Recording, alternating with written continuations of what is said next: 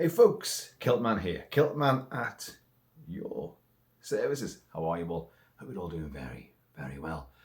Now, we're in remake territory again. Oh God, the bugbear that grinds us all down. Remakes, sequels, prequels, sidequels, reboots, reimaginings. They're mostly unnecessary. Mostly. And this one, mostly of all. Have you seen Andrzej Zulawski's 1981 psychological shocker with a creepy tentacled beastie possession? Just turn the soundtrack. The soundtrack to said movie. Just turn it down a wee bit there. Have you seen it? It caused controversy back in its day. The MPAA in America cut loads out of it. The BBFC sought to ban the movie. And yeah, it's not really a horror film. It's dark, claustrophobic, depressing, melancholic. It's really, really upsetting. But it's about the dissolution of a family unit, a man and wife, and the son involved, the young son involved. It has some seriously unpleasant sequences in it. There's murders, there's self-mutilation, there's a subway sequence which, once seen, is never forgotten. And it's a really deep-seated psychological turmoil of a movie. It's a very singular vision by a director who was going through, or had just gone through, a really overwrought emotional divorce, which took him to the brink of suicide. Not once, but several times. It took him a long time to get the film made, and it's a very personal study in grief, stress, rage against himself, against his former partner, and against life itself. And it's set, of course, against the backdrop of the Cold War. It's filmed in West Berlin against the Berlin Wall. So the omnipresent threat of communism and the Cold War looming over everyone's heads is massively prevalent, and it permeates every sequence in the movie. So the film is psychological, political, sociological. It's dark, dank, sweaty. It's horrible and cloying, and with standout performances from Isabelle Adjani, fantastic, and Sam Neill, a young Sam Neill. Same sort of time he was about to do Final Conflict as well, the third part in the original The Omen trilogy.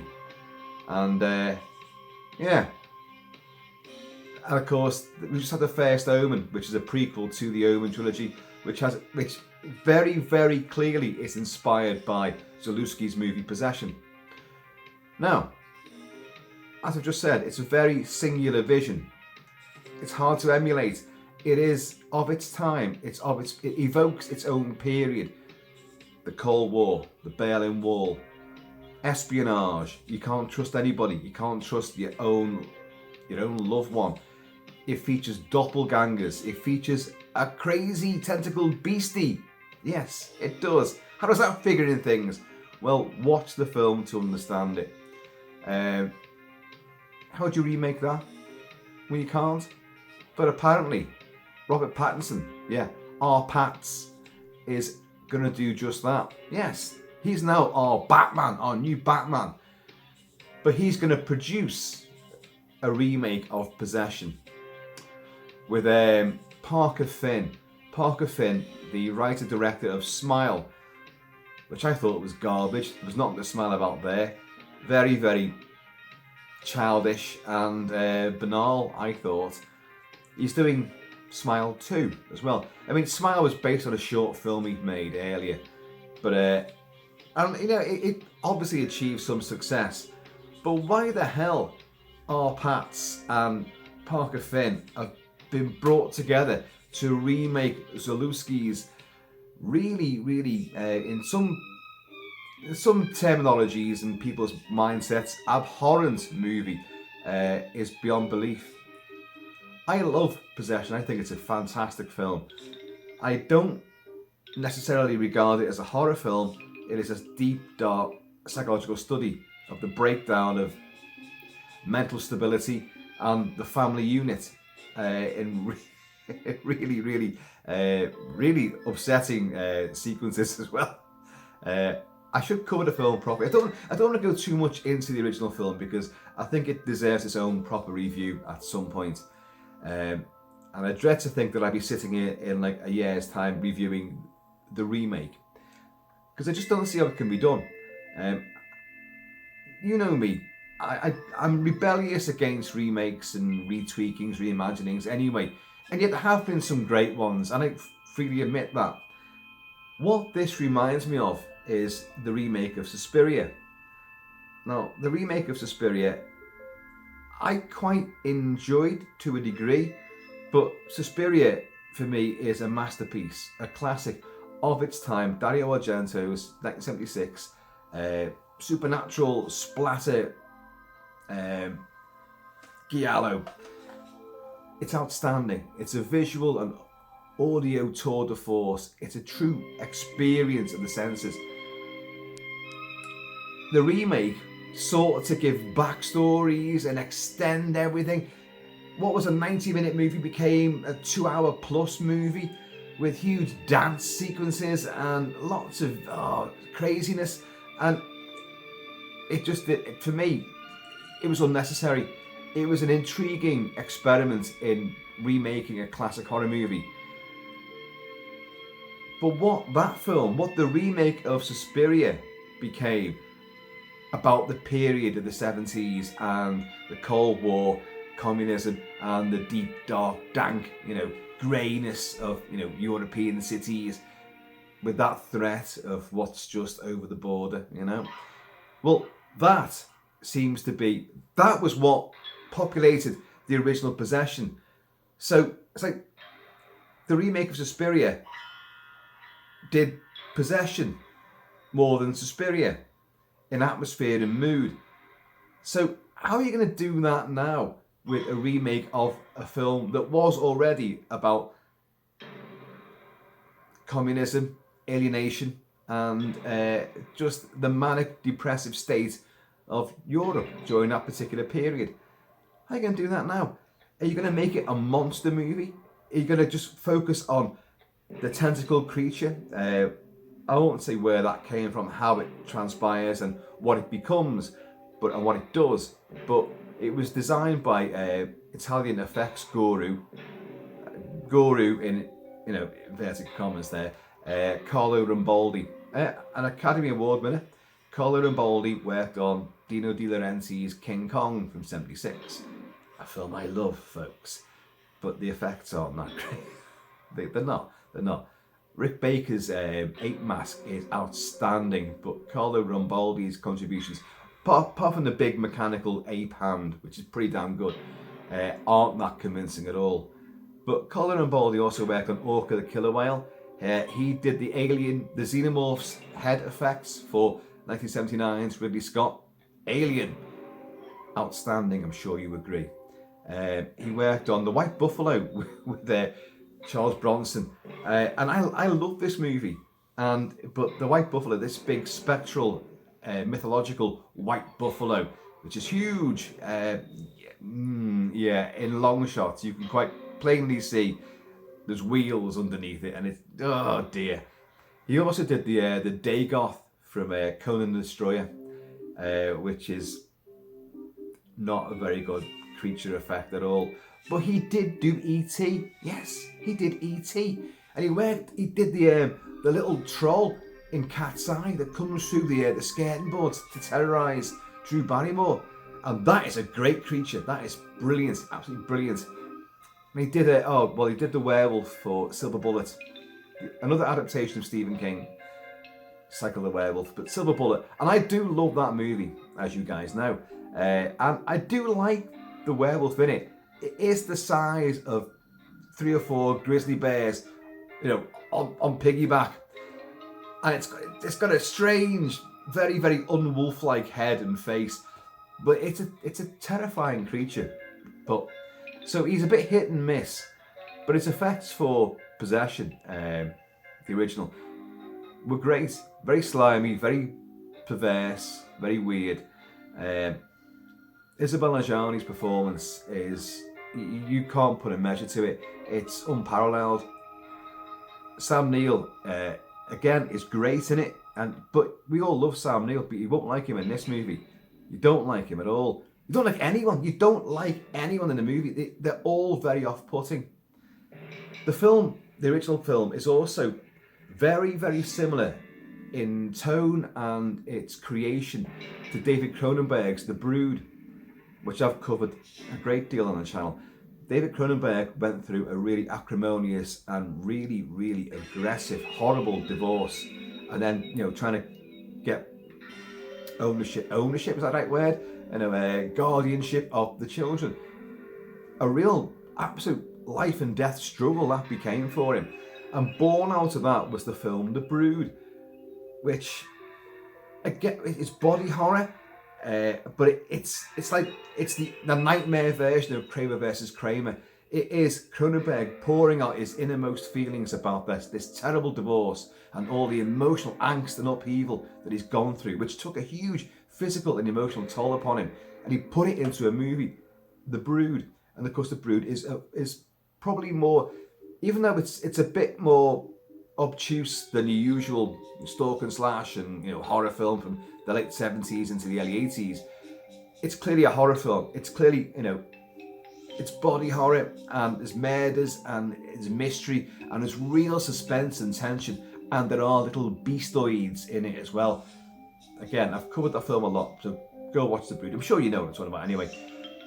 But Possession, under Zulawski's his vision, it's a similar sort of thing. It's his divorce and his own personal angst thrown at the screen with absolute, you know, look, this is what I'm going through. I don't care what you think.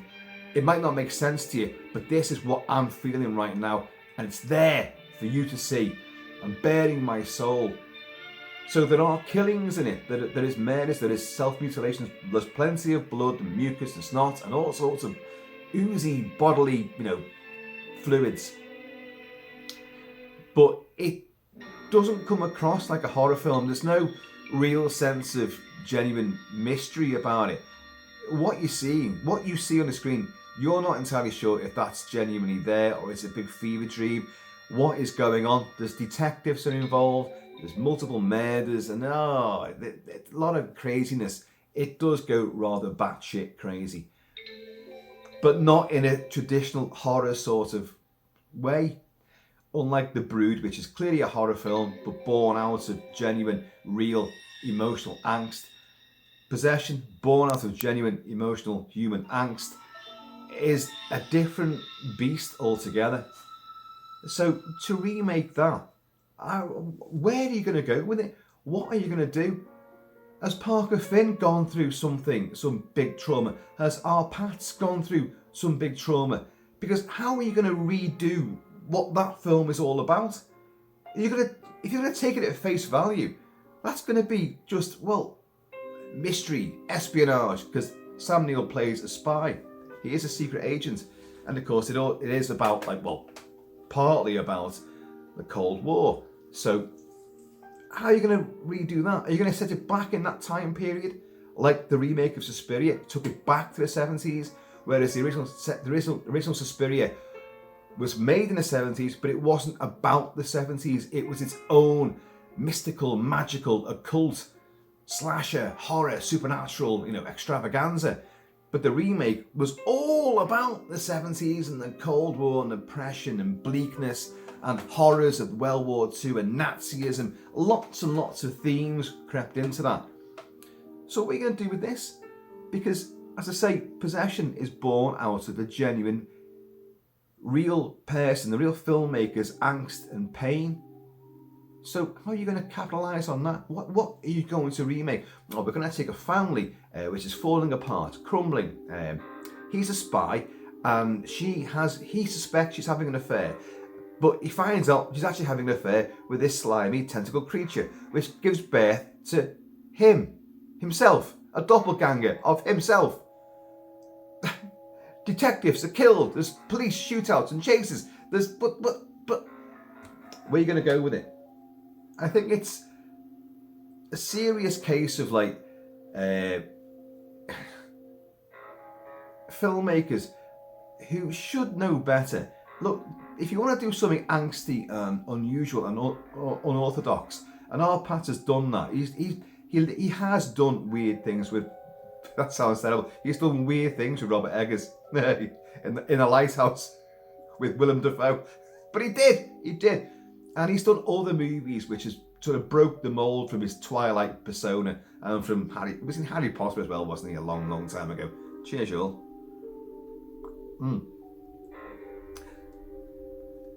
But you've got things like studios like A24 are vying for this. A24, Netflix, Warner, I think a few other studios are trying to bid on this. So it's not made yet. There's no names attached to it. But as I say, who the hell would you get to replace or mimic Isabella Gianni, who'd been seen just before Possession? She'd been seen in Werner Herzog's Nosferatu. Yeah, Robert Eggers is doing Nosferatu. Well, he's done it. It's coming out end of the year with Bill Skarsgård.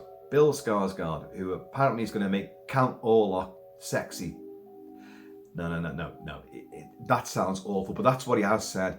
I'm trying to make this repugnant creature, this rodent, pestilent vampire. I'm trying to make you drawn to him, because that's what a vampire does. No matter how repellent they are, they draw you in, they suck you in, and then suck you dry. But in Robert Eggers, I massively trust. I love his movies, love them. I love his ideology, I love his style. So Nosferatu, oh my God, the imagery I've seen from it so far, and what I've heard from people who have seen versions of it. The finished version, I don't know if it's actually finished yet. They might go in and retweak some more. It's still got a few months before it gets released properly. But people have seen it and they are blown away by it. So Robert Eggers, I can understand that. Robert Pattinson, maybe he's, I don't know, maybe something's bled out of Robert Eggers, and he's like, no, I want to seek out something unusual, something really bizarre and out there, and he stumbled across Possession. It is a cult movie without a doubt, but it's a cult film without being massively popular. Critics love it and loathe it in equal measure. It's a very, very hard film to categorise what bracket you put it in. It's convenient to lump it into the horror genre, and yet it so isn't in many ways. Whereas The Brood very definitely is a horror film, Possession isn't. It is a psychological study in decay, mental decay and breakdown and violence. But it's unique and it's individual and it's of its time and it's one filmmaker's unique vision. That sort of thing should be left alone. If you're gonna do something that's out there and weird, create your own. For God's sake, create your own. Parker Finn did it with Smile. I didn't think it was that good, but it was at least a little bit different from the usual run-of-the-mill stalk and slash movies, especially the ones that are coming out these days. But so surely they could get their heads together and think of something uniquely their own, perhaps. So why dig up a film like Possession, which deserves its place in cinematic history as a unique visionary experience, a very powerful and harrowing experience, but still unique in its own right. So I just don't see why they're doing it. I hate to be that one that says, oh, another remake, and oh, why are you doing that? But how can I not be? I'm a big, huge fan of the original movie, and I know that you can't recreate that. And also, how would you possibly recreate it if you're just going to take the bare bones? Oh, there's a divorce. He suspects her of having an affair, but my God, he finds her who she's having an affair with, and it's a slimy, tentacled alien monster thing. Oh, and then you're going to turn it into a different kind of movie? What? Or is it going to? Are they going to reverse things? She suspects him of having an affair, and yes, he is, with a slimy, tentacled monster.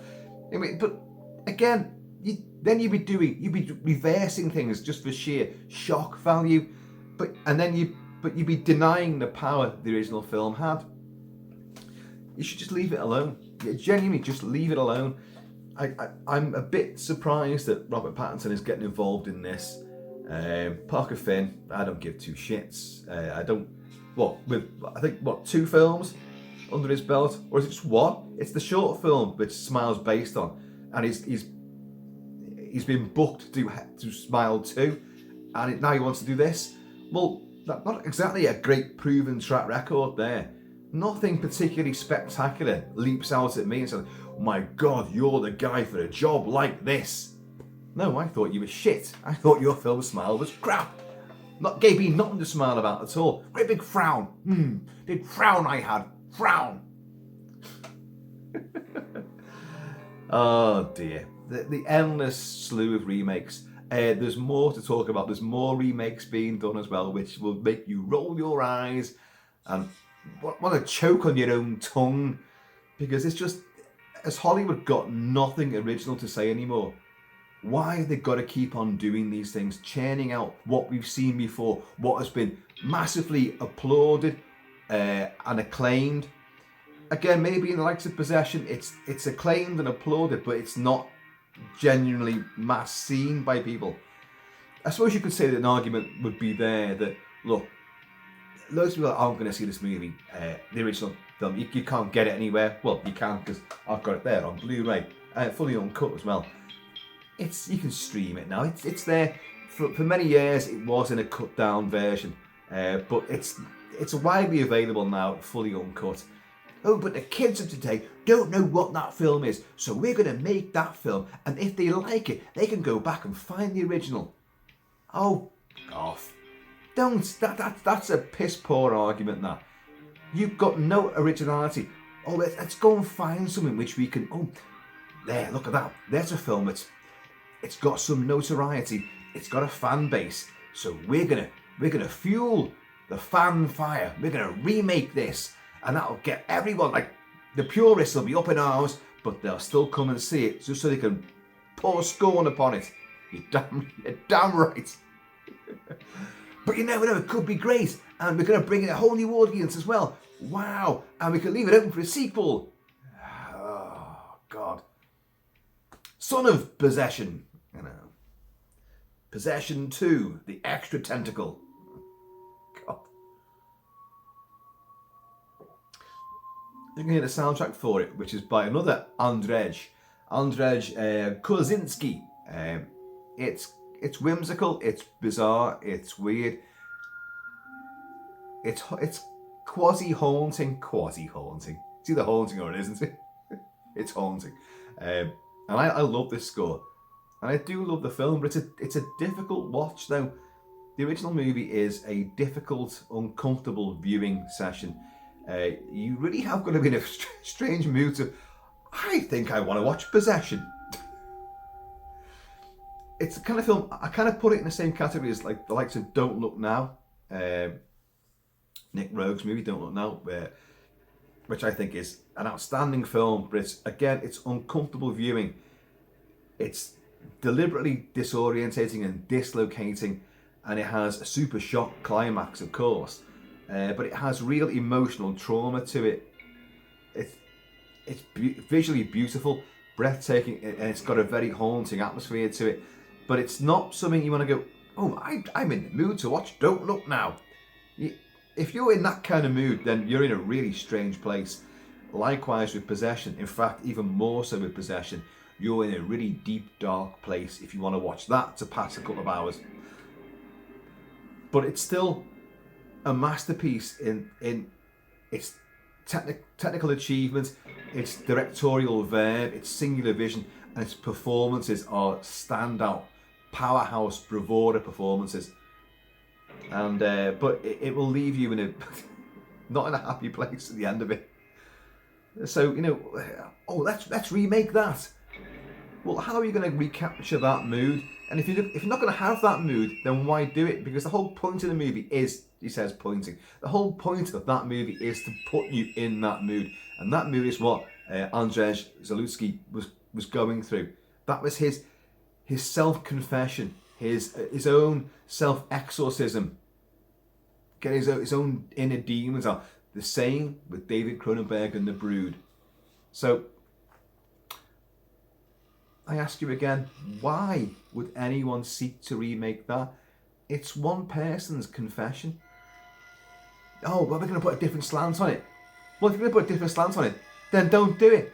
Do your own movie. Make your own film on a similar sort of theme, but we're remaking that difficult, dark, maligned, controversial, classic horror movie, Possession. Make your own fucking movie. And a guy that's done one film, smile, and you're going to work on this, which is a truly a work of a singular. I can't even say auteur because Zulawski didn't do a great deal, but it's a unique experience. You can't mimic it. No one else could have done it because it's come from his own twisted, darkened, embittered soul, and he put it onto celluloid for us all to enjoy. It's art house horror as well, which again is A24. That's why they're looking into it, aren't they? It's art house horror, but again, that's how it's classified. But I would really use the term horror quite loosely on this. Yeah, there is hot scenes of horror in there, and there's a monster, but it's not what you think. It's not like that. It doesn't play out anywhere near like you'd expect it to from the brief sort of synopsis that I've gone into. So are they going to make this a big monster movie? And if they do, then that's not the original, is it? So just make your own monster movie with added tentacles and probably CG. You can't bring Carlo Rambaldi in. He's now gone, sadly. You could go practical, of course, but I don't know, folks. I just don't know. And, it just doesn't stop there. There's so many more remakes and reboots. But we'll save them for another video. Folks, let me know. Comment below what you think about this. Have you seen the original? Did you like it? Did it really fuck you up? Do you think it's overblown, excessive, a critique's delight? Is it nothing of value, genre-wise? You tell me. I think it's great, the original. I think the original is a great, great film. But I think it's a very disturbing piece of work, very bleak, very nihilistic, and strangely, in a way, unfulfilling. But I think that is deliberate because there is no real resolution. It's left up to you to work out what the hell you've just witnessed. Who's come off best? Has anyone come off better? Not really. But it's a fever dream. It's a nightmare. But let me know what you think. And should they go ahead with this? Because they are going ahead with it. This is definitely in the works. But no cast assigned. Obviously Parker Finn's going to be, presumably writing and directing it. Robert Pattinson producing it. Or is he going to step in and maybe is he going to be acting in it as well? What's her name? Kristen Stewart? Are they going to be reunited in this movie via slimy tentacles? I don't know. Isn't that a great word? Tentacles. I enjoy saying it. Tentacles. Tentacles. Tentacles. You can say it in a variety of different ways, but it always brings a smile to your face. Tentacles. Smile. That's it. There's the connection. Parker Finn, that's what's going on. Tentacles brings a smile to your face. Oh, I don't know. Don't do it, folks. Don't do it. Just leave alone. If you're going to remake a video nasty, just trying to think now. No, leave them all alone. They're all classics in their own infamous way. But leave them alone. Don't touch them. Don't mess with these films. Stop messing with the past. look ahead, do your own thing, do your own movies, create your own stuff. You did it with Smile. Then do something of your own again. Don't rake over these old wounds, which are the wounds laid bare by a guy that went through hell. And his saga is depicted on screen, albeit with tentacles and slime and blood. Anyway, folks, I've been always Shabby Kilt-Man. Please, in the meantime, this ever tentacled in between time, please keep it Celtic, and I'm going to see you all.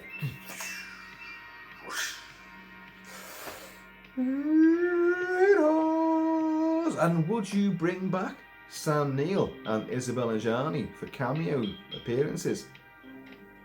Because that would be the sort of thing that, if they're coming back in, that's a seal of approval. I don't think a Gianni would do that, and I really, no, Sam Neill probably would do it actually. No, he would, wouldn't he? And I love Sam Neill. Sam Neill's great, but yeah, he would probably step in and play one of the gay detectives.